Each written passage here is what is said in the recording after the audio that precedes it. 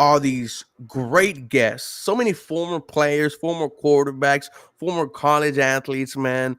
We are going to keep it going here. Welcome to another episode of Believe in the Houston Texans. I am one part of your squad, Ruben Calvillo, joined by the handsome man, Harley Dugan. We are giving you an early episode, but first, we are brought to you by Bet Online. The holiday season is off and rolling with NFL in full stride and the NBA and NHL hitting midseason form. Bet Online is your number one destination for all your sports wagering info. With up to the minute sports wagering news, odds, trends, and predictions, Bet Online is the top spot for everything pro and amateur sports.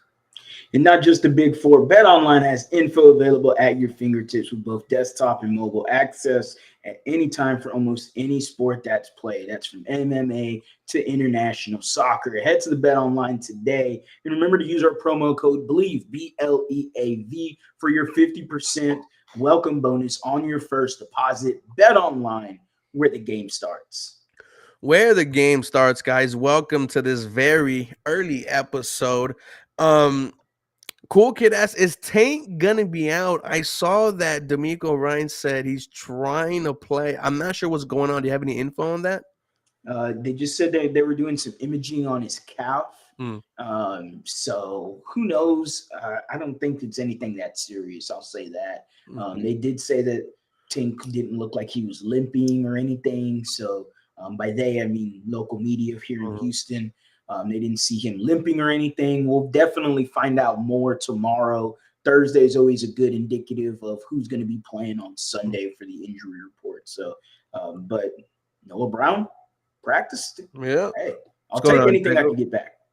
Yeah. Excited for him to be back. I mean, two big games back to back, 150-yard performances. The only other two Houston Texans wide receivers to do it, the GOAT himself, Andre Johnson, and DeAndre Hopkins. Speaking of the GOAT, the semifinalists for the Pro Football Hall of Fame. Harley, how do you feel about the GOAT, man? Potentially getting in. I mean, it shouldn't even be potential. He should get in. This is Andre Johnson. This should be an easy decision, in my opinion. Andre has got just a lot of accolades besides the biggest one in terms of playoff production and Super Bowls. And, you can't really go that hard against him when the Houston Texans just started as a team and didn't have a lot to go for. But Andre Johnson was always that guy for us as Texans fans. He is more than just your Houston Texan great. Like, this guy is renowned across the NFL, and there are former players that will tell you how great of a wide receiver Andre Johnson was, how he carried himself in the locker room as just this kind of like the Undertaker, that quiet leader in the locker room, but can be vocal when you need him to. That's what Andre Johnson reminds me of, one H-Town legend to another. That was fantastic. Shout out to The Undertaker. He used to scare me as a kid. That one episode on Friday Night SmackDown when he came out of the casket and scared Randy Orton, I was terrified for weeks. Shout out to CM Punk coming back, man. Look at my eyes. What do you see? This weekend, Harley. Oh, some more breaking news. Titus Howard out for the year. Oh, yeah. And, it pains me that he got hurt at left guard. And I don't want to see anyone throw any slander at Titus Howard or complain and moan about the contract. This dude has done everything he has been asked, going all the way back to Bill O'Brien, playing all over the offensive line. We know he's a natural right tackle, going all the way back to his times at Alabama State, but he steps up and plays wherever the Houston Texans need him to. It really sucks that Titus Howard got hurt, but expecting a big season next year. Yeah, I am too. Titus Howard, again, I think you hit it on the head there. I mean, any type of criticism that people are going to throw at him, it's because he's playing left guard. It's not because he's playing his natural position, right tackle. We all know he's not a left guard. We all know this. Apparently, the Houston Texans like what they saw from George Fant, and they want to keep the best five available out there in their offensive line. So kudos to Titus Howard for playing out of position, not, for Nick Casario's quote, bitching and moaning about it, and went out there being a good soldier for us. So, hey, I appreciate what he's done. It sucks that he got, a season-ending surgery. Hope everything comes back next year stronger, better, and back at right tackle. And guys, we are going to welcome in our guy, Patrick, co-host of Let's Ride on the Leave Network, Broncos Country.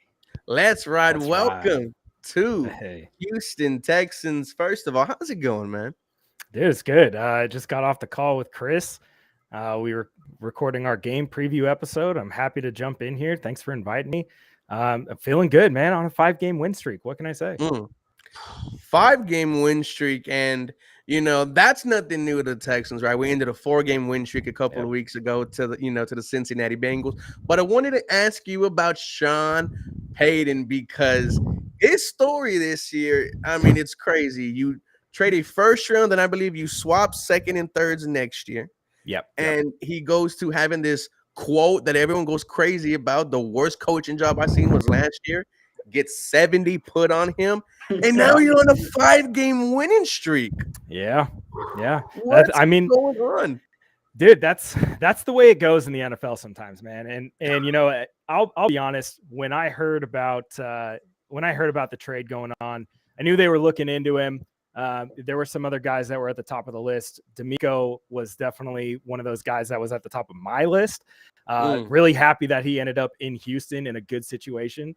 But I'm fine with settling for Sean Payton and that trade. Historically, when you trade for coaches, it generally works out pretty good.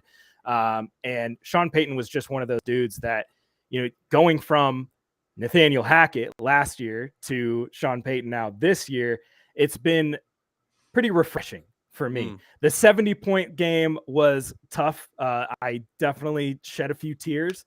Definitely questioned, why am I a fan of this team again? But they restored my faith. And I feel so good about it. I feel like Russell Wilson is playing very good football right now. I feel like Sean Payton is doing a very good job at calling games from an offensive standpoint. And man, the turnaround that Vance Joseph has had from giving up 70 points and losing by 50 to now having one of the most insane streaks of defensive turnovers that we have ever seen in the NFL. I feel pretty good, man. I feel pretty good. But this is a Texans show. So I want to give some love really quick to the Texans. What? CJ Stroud. Some love. I'm gonna spread some love here. CJ Stroud, one of my favorite quarterbacks to watch from this draft cycle, is still one of my favorite quarterbacks to watch. I am so happy that the Houston Texans have a good quarterback again, because that franchise deserves to have a good quarterback. I'm so happy that D'Amico Ryans is there, because that dude is a great coach and he deserves to be in a good spot. And he's a player's coach, man. I love players' coaches. So I'm happy, man. I'm very happy. Shout out to the Jags fans in here, man. Get away from us. Hey, we like to have fun. We love to have some fun on the podcast. Appreciate you throwing some love, throwing some love to H-Town, by the way. Always. We're going to be 6-5 against the 6-5 team, man. Both teams are hungry. Who do you think's hungrier? That's really what it's going to come down to. Man, that's a good question. I think right now, the way that the playoffs are shaken up, I feel like it's pretty even in the terms of hungriness. Both teams are 6-5, and we're kind of looking at Buffalo, we're looking at Kansas City, we're seeing those guys struggle, and both of these teams are having success when it matters. And I think both teams are really hungry. For Houston, this is a long time coming, man. I mean, they want that division title. They don't just want the playoffs; they want the division title. So yeah, you're gonna have to chase after the Jags, and there's still a lot of football left. And for the Broncos, it's kind of that same deal. You've watched the Chiefs run the division for the last however many years. You just broke a 16-game streak against one of the toughest teams in the NFL. And now you're watching them struggle while you're having success. I think in terms of hunger, both teams are equally as hungry. Yeah, no, 100% agree. This has now became a must win for both squads. Yes. And I want to ask you, what was the turning point for the Denver Broncos? Because I'm looking here, it was, a kind of rough stretch your first couple of weeks, 1-5, and then you go on this amazing, run. What was the turning point? Because two losses came after the 70 bomb by Miami. Yeah, and I mean that 70-point game, that is one of those situations where in football we say you kind of need to get punched in the mouth. Losing to the Jets, that was one punch in the mouth. Losing those games early on to the Raiders and the Commanders, those are also, those are just little jabs. Losing to the Jets was a full-on left hook, and then getting a 70 burger put on you is the uppercut, right?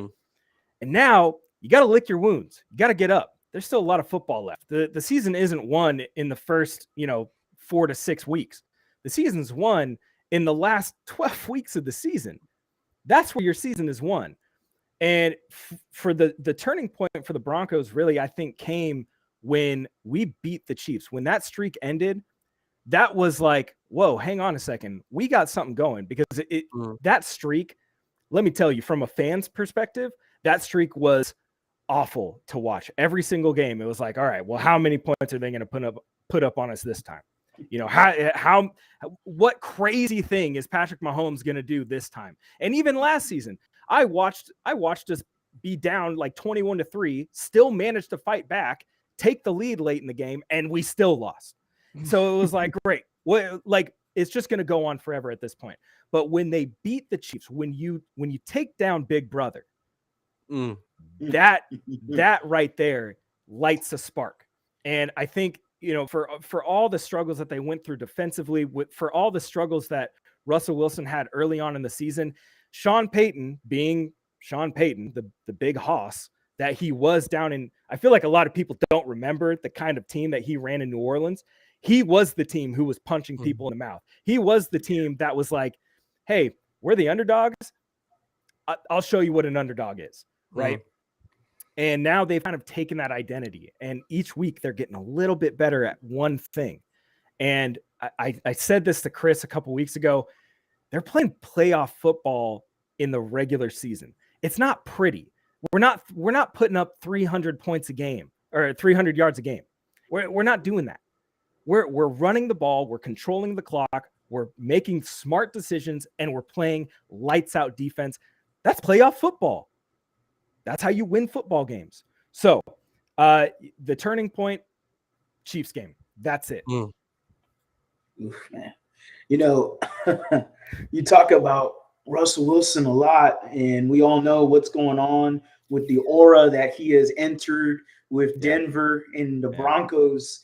What is it like to have that energy there? Because it feels like it's been such a roller coaster for the past 2 years with y'all. Yeah. There's been just everyone, let's throw all the nails and glass and shards at Russell Wilson. And now it's kind of like, looking at his recent games, I mean, last 5 games on the winning streak, man, 8 tutties, no interceptions, regardless of points being scored. You are 5-0 and you're not turning the ball over. And that's always what you want to do. What's up right now with you, man?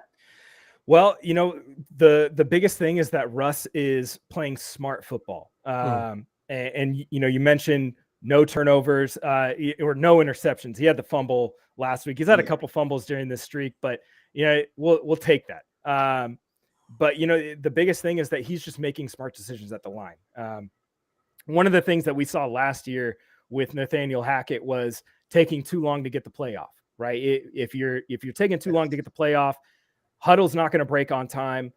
You're going to face a lot of delay game penalties, false starts, because guys are getting anxious before the snap.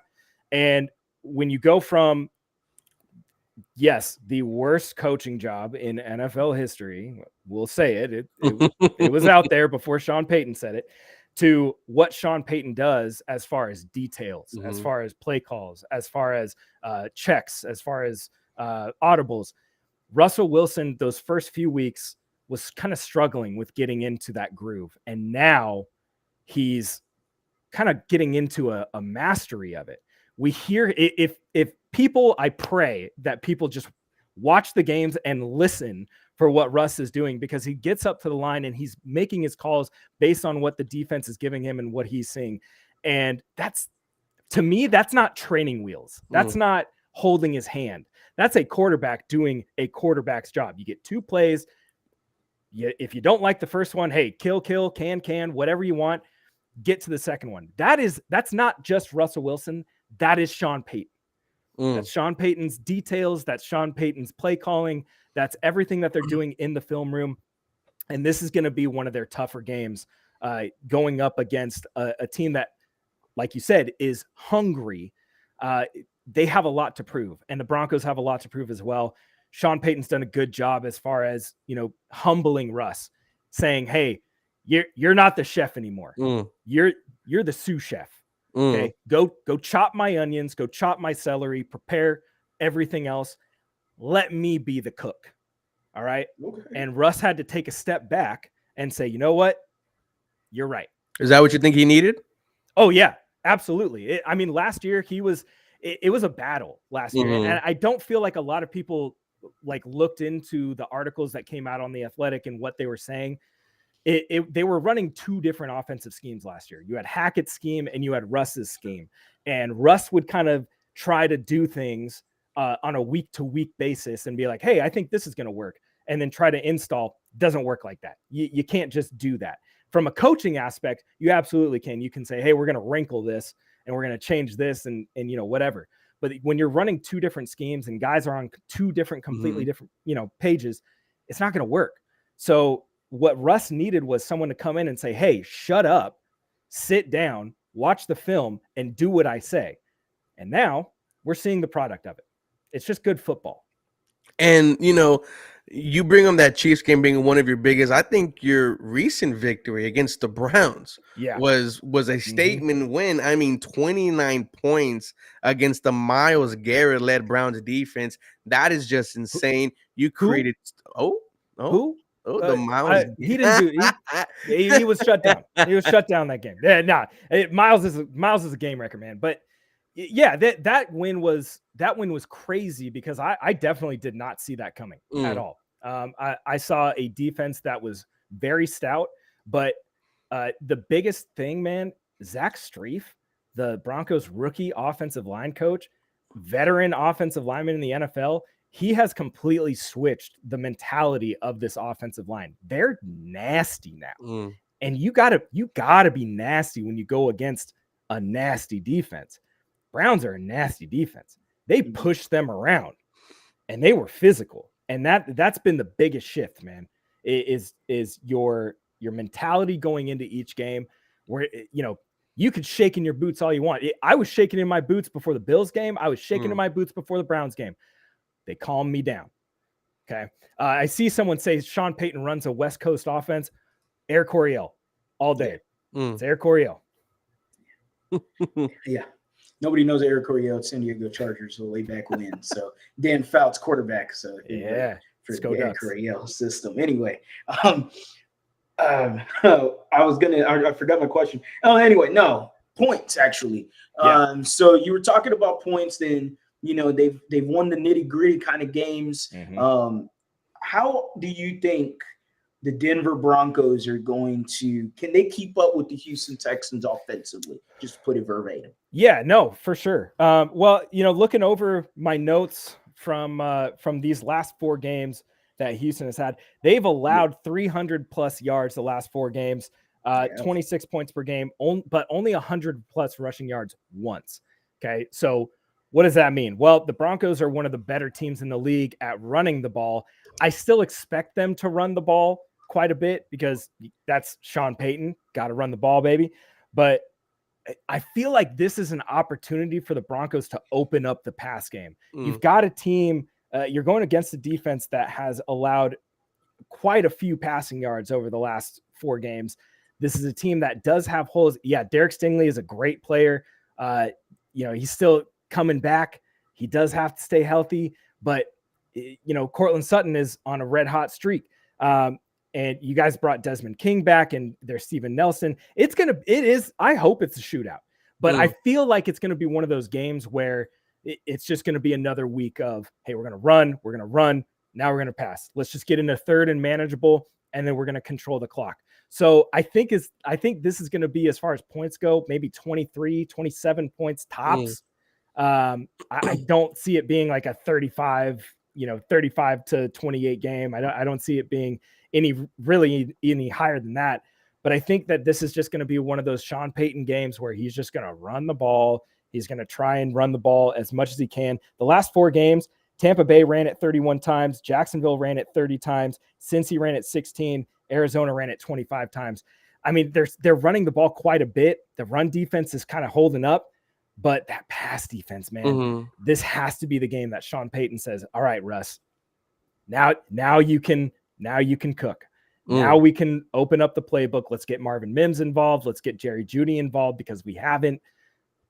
This is the game. The Cat Tower back there, yeah, those are my boys. They're with me every episode. Yeah, no, I think it's gonna be my opinion, a high scoring game, right? Our secondary has been beat up. What we haven't been strong in is yards after the catch. I mean, we have been allowing these receivers, these tight ends, 25, 30 yards after the catch. And I do potentially see this being a shootout, because CJ Stroud just does not go away, whatever you throw at him. I want to know how you think your secondary matches up against our wide receiving core. It's either going to be Nico Collins, Tank Dell. We get back Robert Woods today in practice, 2 150-yard performances back-to-back weeks, and then tight end Dalton. Noah Brown. Yeah. And I mean, I want to make it known. I said before the season that the Houston Texans have one of the sneakier wide receiver rooms. This is one of my favorite wide receiver. When I was looking at this team on paper before the season, I was like, man, Tank Dell, that was one of my guys. Nico Collins, that's one of my guys. Robert Woods, you got the savvy vet in there. Noah Brown coming over from Dallas. This is going to be a fun team to watch. And lo and behold, they're a fun team to watch offensively. How do I feel like the Broncos secondary matches up? I did see someone say that Tank Dell had a minor calf issue. He went in for, from practice. I think he's still trying to play from what I've heard, but even still, that's a weapon. This is going to be a tough matchup for the Broncos. Pat Surtain, that's PS2, baby. He's one of the best in the league at what he does. But Jaquan McMillan, he's been playing really, really well as of late. Fabian Moreau is only allowing a 57.9 passer rating when he's thrown to. That was one of the bigger changes that Vance Joseph made that has kind of really sprung this defense forward, is changing from Damari Mathis and Essang Bassi to Fabian Moreau and Jaquan McMillan. That has been the biggest key. So I really, really like this matchup. I think for the most part, it's pretty even, but I'm going to give the edge to Houston because this is still a group that's been playing together all season long. Broncos secondary has not been playing together all season long. PJ Locke had his game back from injury last week. He balled out. He had a great game. He was Chris's player of the game. But you still got to account for everybody. Love Justin Simmons, love PJ Locke, love all those guys in that secondary. I feel like this is a pretty even matchup, but I'm going to give that slight edge to the Texans wide receiver. Who do you think PS2 shadowing, man? He's a guy that follows the number one guy. We don't really got a number one guy. We've got people that have performed like wide receiver ones. Yeah. I'm actually quite interested. Do you think he follows someone like Tank Dell? Because Tank is just, I know the image, he's got the calf thing. He's going in for imaging. It's just, he's so explosive, eliminating him could really help you defensively. Where do you think he follows? Well, that's tough. Pat has kind of followed the number one. Like it's been hit and miss. Whether it's sometimes it depends on down and distance. Sometimes it depends on if that number one is on the field or on boundary. He'll sometimes follow, but unless it's like a true number one guy, you'll probably see him on Nico quite a bit because Nico's the bigger, more physical wide receiver. I honestly like the matchup between Tank and Jaquan McMillan. I think that is going to be a fun one to watch. Maybe they'll switch it up maybe they'll switch it up and put Moreau inside if they have Robert Woods playing that slot like he does a lot of the time. That's a good question. I think that you will probably see PS2 matched up with Nico for the majority of the game. Jaquan's playing great defense right now. He's playing really, really well, very disciplined. We could even see, maybe even a guy like PJ Locke, or maybe they match Justin Simmons up with a guy like Robert Woods. Who knows? But Vance has done a pretty good job of mixing his coverages over the season, going with a good, healthy mix of zone and man. The blitz pressures have been great, but I definitely think that we see Jaquan McMillan matched up with Tank Dell if he is a full go. I wanted to switch sides to the ball. Denver's Broncos D-line 4 sacks last week against the Browns. Houston Texans O-line just lost Titus Howard for the year. It will be Lerman Tunsil, LT, who struggled on Sunday. Juice Scruggs, who his first action was last week. Then Michael Dieter, Shaq Mason, and George Fant. How do you think your D-line matches up against our O-line? Man, Zach Allen has been playing absolutely terrifying football as of late. He has just been an absolute beast inside. Baron Browning coming back.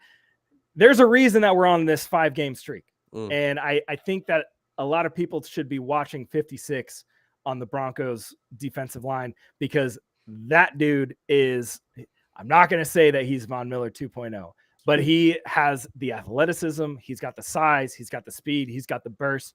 A lot of those same pass rush moves.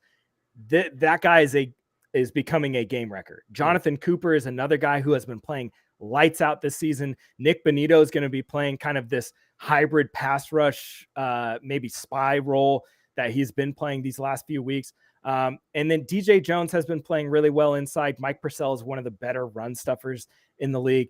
Our run defense, last in the league. Obviously, that Miami game is going to haunt us because you give up almost 275 yards of rushing. You're going to be last for a while.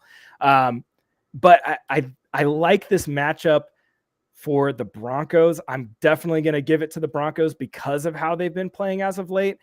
Baron Browning coming back and creating pressure has been a huge catalyst for the way that the rest of the defense has been playing. If we think back to those no-fly zone days, why was that secondary so successful? They were so successful because they were creating pressure and they were getting to the quarterback. And that's what we've kind of seen during this stretch. Jonathan Cooper, 7th round pick.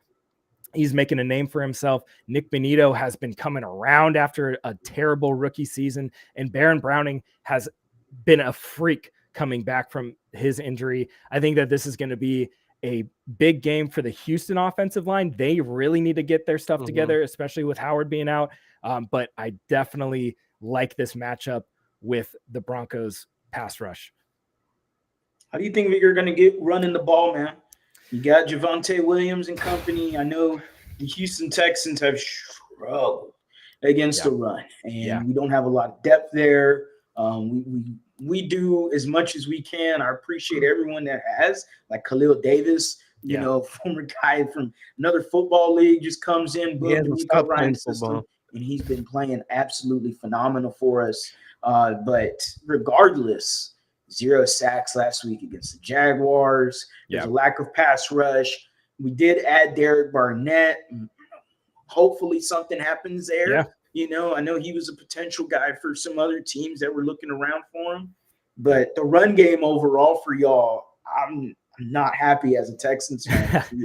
I mean, when I was looking back at these games, man, I mean, when you see teams run, 30 plus times, right? You kind of expect them to be in that 100 plus range. And, these teams have not done well outside of Arizona getting 120. For the key to success for the Broncos offense is, throw the ball, but you got to be able to give Javonte at least 20 carries a game. That is our rule of thumb. Javonte gets 20 carries. Generally, you'll get a win. That's kind of the way that it's been. I really like the way that Sean Payton has kind of mixed up his calls via, depending on the game and the opponent.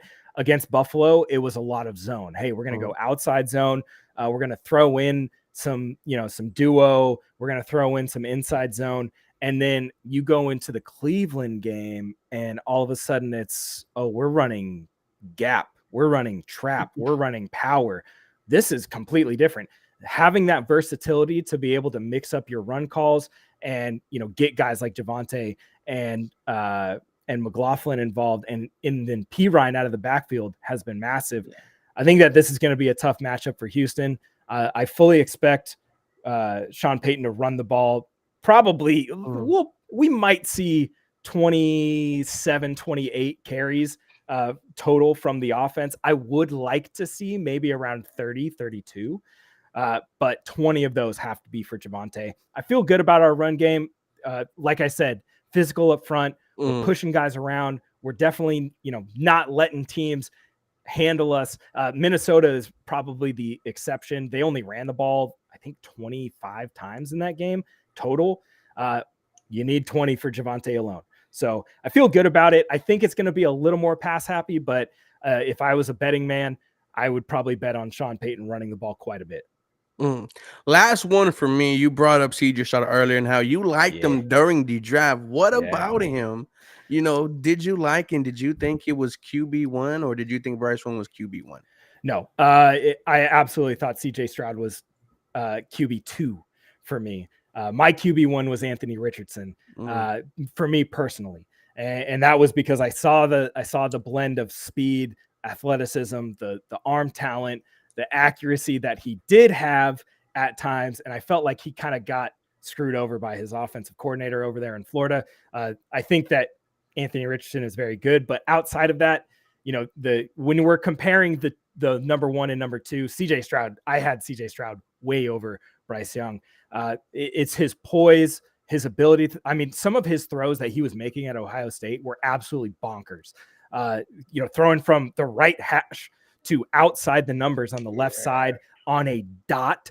That is something that is hard to do unless you have a ridiculous amount of arm strength and accuracy. This is the dude that I watched over and over and over. People just give him the Justin Fields tag. He's another Ohio State quarterback. He's not going to do anything. All he does is this. All he does is that. No, what he does is he carves up defenses meticulously. Before the draft, I said if he can replicate what he did against Georgia in the college football playoff every game in the NFL, he's going to be a really successful quarterback. What has he done? He's been really, really good. There's still obviously things that he can improve upon. He's ranked 27th in on target throw percentage, still at 73.1%, but ranked 27th among the NFL. I feel like there's things that he can improve upon, but man, this kid, do not sleep on this kid. He's going to be so fun to watch going forward. The fact that he's even being considered in the MVP conversation right now is that was my next question. Ridiculous. I do think he's an MVP candidate. Why? Because he's winning games that he realistically shouldn't be winning. I watched every effing snap from that Tampa Bay game, and I came away with my jaw on the floor with how well he was conducting himself, orchestrating his drives. The Cincinnati game was the same way. This kid can play. He's not Deshaun Watson. He's not Carr. He's not any of those other guys. This is a dude. This is a guy that will be a franchise quarterback for a long time. They should be so happy that the Panthers took Bryce Young first overall. That's a whole other mess. But I love CJ Stroud. I love his ability to get out of the pocket when he needs to. I love his anticipation. I love his arm strength, his accuracy. For a rookie, this is ridiculous. He should not be playing this well with an offensive line that is kind of puzzle pieced together and then a wide receiver room that everybody kind of counted out at the beginning of the season. I am so happy that CJ Stroud is seeing this success because he absolutely deserves it. Patrick, you come on here anytime. Brother, thank you. You're invited to the barbecue, Patrick. Yeah. You're invited to it, but hey, I appreciate it, man. Thank you so much for having me on. I got to run and go pick up my kid.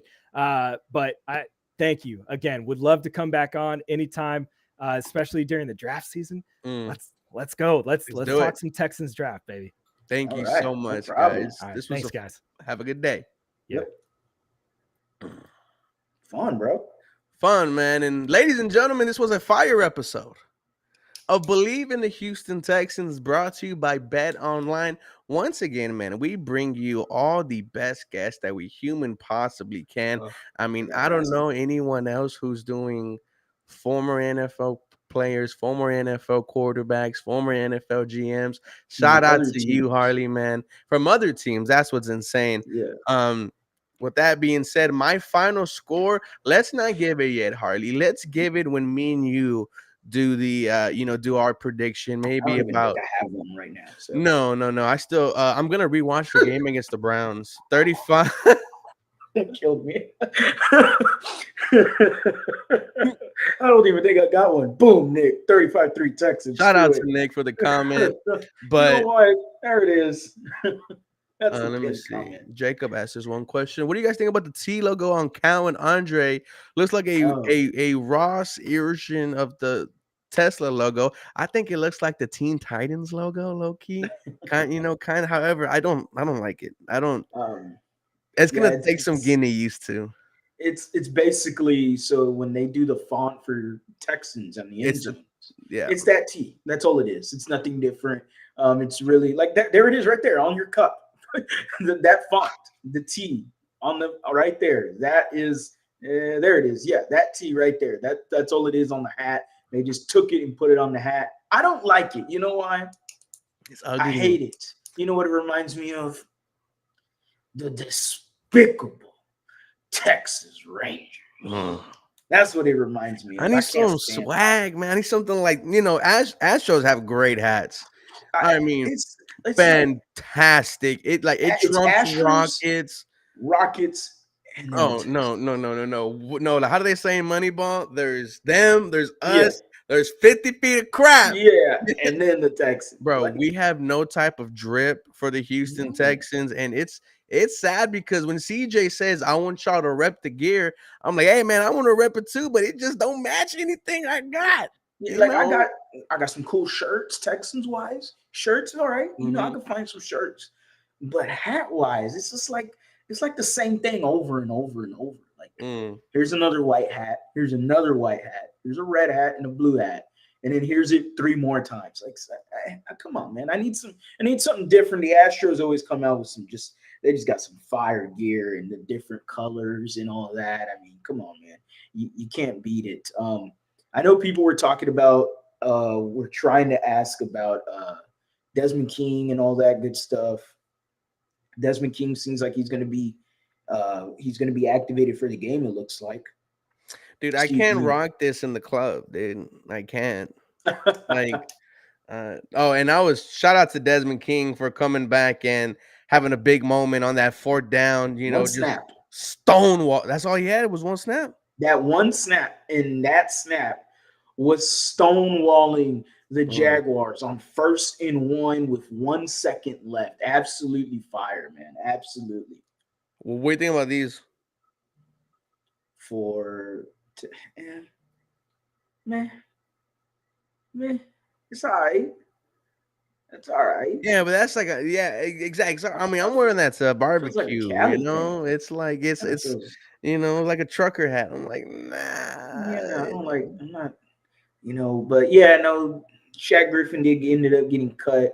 D'Amico said that the reason they had cut him, just because he wanted him to have another opportunity on another team. So I'm assuming that Shaq Griffin is obviously the 3rd corner when it comes to outside cornerback depth. He's not an inside guy. You got Desmond King back. You got Tavierre Thomas, who just played like ass last week. But Tavierre Thomas is a really – what? Marcus Peters? It's a fun conversation to entertain. Landry Locker threw out the idea on Twitter, and it is caught like wildfire, and I decided to join in on it. Why not? I mean, why not? You're going for a playoff run. Like, you are outside looking in. Hey, all hands on deck. You get Marcus Peters. Bring that dog in here, man. Mm-hmm. Bring him in here. I mean, it's going to be up to him. Obviously, he's not going to get a lot of playing time, first off, because Derek Stingley and Steven Nelson have been playing very, very good. But yeah, like that's what Landry Locker's basically bottom line was. And Marcus Peters hates Sean Payton. Go back to the Rams Saints playoff game there. So yeah, I wouldn't mind it. I mean, I would like for something like that to happen. Shout out to Danny DG. We're gonna have some good merch for the lead coming soon. Hey man, we gonna keep that one quiet, but we definitely got something cooking on the burner right now. Shout out to Danny for all Shout the out to editing and Danny. all the highlights and everything. Shout Appreciate out to everything he Jenny. does. My guy, my guy. Hopefully we can do a stream pretty soon. But guys, fire episode. Believe in the Houston Texans. Shout out to our boy Patrick showing some love to CJ Stroud, giving us great insight Get about the that dirty Broncos stuff Denver off. Broncos, man. Get Guys, to the we'll see Texans. you in the next couple of days. Do me a favor. Look at @TheLead_ on Houston on Twitter, on YouTube as well. Let's get him. Fuck 5,000. Let's get him to 6,000-7,000 subscribers, guys. And for me, just type in 713 Houston Appreciate that. Sportcast. Guys, thank you so much. You have a very rest blessed